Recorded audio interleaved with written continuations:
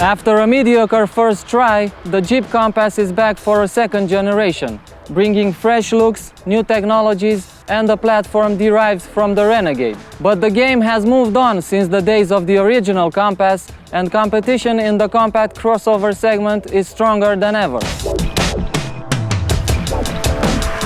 So can this new model help Jeep find its Compass and finally crack the compact SUV market?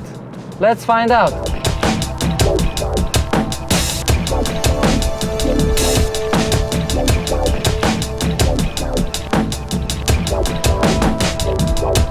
The cabin is a mixed bag when it comes to quality.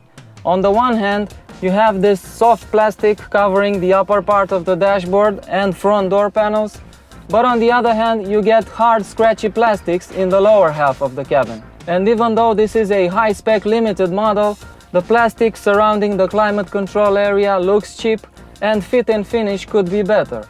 Well, at least you get this soft leather on the steering wheel and a cool mix of leather and fabric on the seats. There's plenty of space in the Compass, even in the back. I'm 6 foot tall and I enjoy plenty of headroom, knee room and leg room in here. 3 adult passengers can sit on the second row, although the one in the middle will not be as comfortable as the other two. The storage spaces situation is okay, with 2 cup holders in the front and another pair here in the rear folding armrest. There's a decent sized glove box as well, but the door bins can only accommodate smaller bottles, and the space under the front center armrest is rather small. Our test vehicle featured the optional 8.4-inch Uconnect infotainment system and a 7-inch color screen located between the dials. The interface is responsive and has attractive graphics, which is good because operating it is a touchscreen only affair most of the time. That's including the permanent virtual buttons laid out at the bottom of the screen. However, the lack of a clear home screen and the somewhat complicated menu structure may confuse some users. Thankfully, you can also control essential stuff like radio, media and temperature via dedicated physical buttons on the steering wheel and center console, a redundancy that is nice to have. Uconnect offers Apple CarPlay and Android Auto as standard, both of which are straightforward to connect via USB. Hooking up your smartphone via Bluetooth is easy as well, and the built-in navigation system is reliable, if quite basic. Still, it lacks the traffic updates offered by Google Maps or Waze.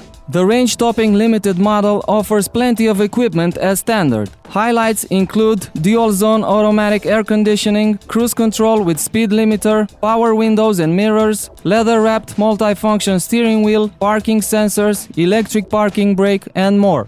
Besides the ubiquitous airbags, ABS and ESP, standard safety features also include the autonomous emergency braking, lane keeping assist, and hill holder systems. As for optional extras, our tester came with goodies like the excellent 9-speaker Beats audio system, Bike Xenon automatic headlights, adaptive cruise control, power tailgate, rear view camera, and a heated windshield.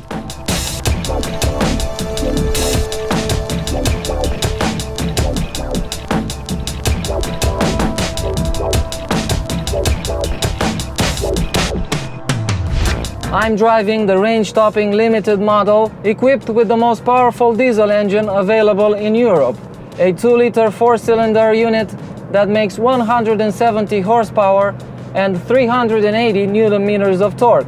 The engine is mated to a 9-speed automatic transmission, yes, 9-speed, that sends power to all 4 wheels via a automatic all-wheel drive system.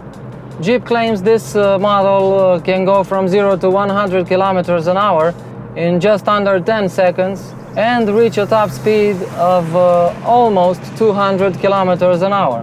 When you put your foot down, the Compass delivers a fairly quick acceleration, but it doesn't blow you away, obviously. This is a 1.6-ton SUV after all. Still, it should be quick enough for most users because, let's face it, buyers of this kind of car are not into performance. So it's quite average in this respect.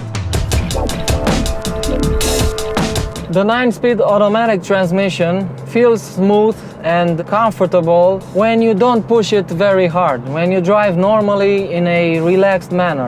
But once you put your foot down, you notice a slight delay in its response.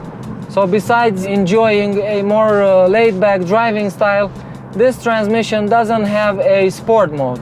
If you move the lever to the left, all it does is switch to manual mode. It's not particularly enjoyable to drive it in manual mode because the gear changes are not very quick, and I can only see a scenario where I would use this manual mode if I wanted to get engine braking and shift down. But the strangest thing happens when you shift from 5th gear to 4th gear, because before engaging 4th gear, the car seems to accelerate a bit, and that is pretty strange. I think it's something that has to do with the software mapping of the transmission. Another reason why you don't want to bother with the transmission's manual mode is that you'll hear more of the engine, because if you drive it in a spirited manner, you'll need to rev it harder, and at high revs, this powertrain emits a rather agricultural clatter that is not very enjoyable, so it's best to drive it in a relaxed, comfortable manner. As for fuel economy, there's a big difference between the official figure of 5.7 liters per 100 kilometers on the combined cycle and what this trip computer has been showing us. The lowest figure I've seen displayed here was 8.1 liters per 100 kilometers. That's a big difference, and I think in the city this car will average well over 10 liters per 100 kilometers. Despite the fact that Jeep says that the Compass features a disconnecting rear axle, which helps improve fuel economy. As for ride quality, as long as the road is well surfaced, you won't have any issues with the Compass. But that's something you can say about any other vehicle, to be honest. However, you won't be very happy with the way the Compass behaves when driving over bumps and potholes, because the suspension becomes crashy and bouncy, and there are plenty of shocks sent through the cabin. So the bottom line is that if you live in a country with good roads, there's nothing to worry about. The Compass will do just fine.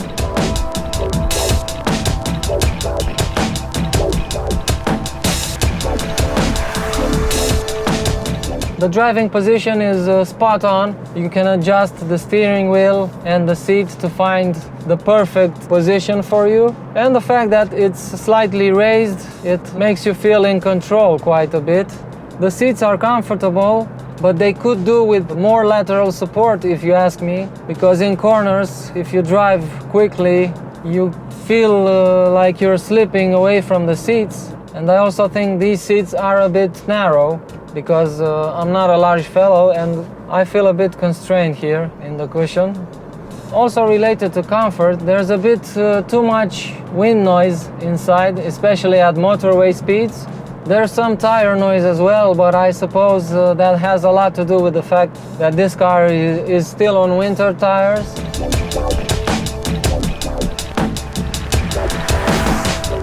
The Compass leans in corners quite a lot, but not in an amount that's not manageable. I'm disappointed with the brakes because they don't feel that reliable. Use them intensely and you feel they're letting go a little bit. Not to mention they start to squeal too, which is not very confidence-inspiring. As with any Jeep, the Compass has off-roading in its DNA. We took it to a mud and ruts section and the Compass seemed to enjoy it.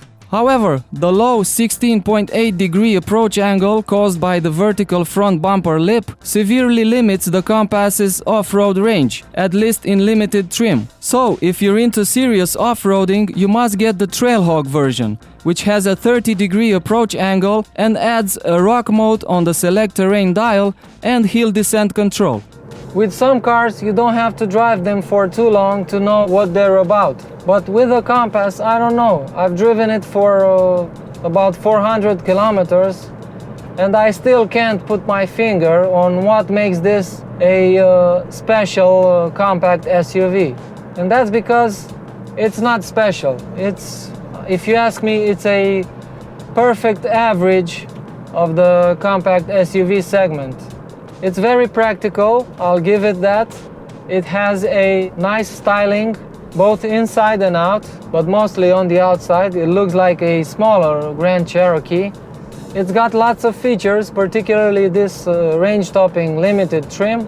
But it costs around 40,000 euros and you have plenty of options at this price point, some of which are better cars, to be honest. This new Compass is a lot better than its predecessor, although it would have been really difficult to make it worse than that car.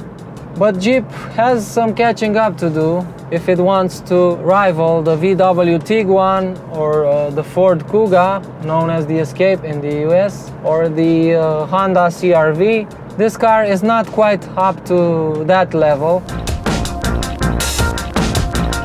So, going back to the question at the beginning of this clip, the answer is no. This new model doesn't really help Jeep crack the compact SUV segment. While it's miles better than its predecessor, it's simply an average proposition.